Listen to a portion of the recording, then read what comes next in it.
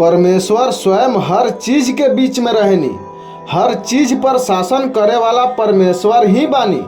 परमेश्वर सभी चीज से ऊपर सर्वोच्च स्थान तक उठ सकतानी। परमेश्वर मनुष्य बन के मनुष्य के साथ आमने सामने होके मनुष्य के सुख दुख बांट के अपना आप के विनम्र बना सकतानी। ओही जा दूसरा तरफ जवन कुछ बा उ सब केहू के नियंत्रित करेनी। आ जवन कुछ बा परमेश्वर ओकरा भाग्य और ओकरा कवना दिशा में जाए के बा इ सब तय करेनी।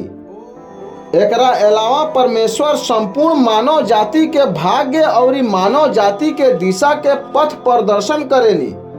सभी जीव आत्मा के परमेश्वर के आराधना करे के चाही, परमेश्वर के आज्ञा के पालन करे के चाही और परमेश्वर के जाने के चाही। ये बात के परवाह कैला बिना कि तू मानव जाति में से कौना धर्म से बाड़ा।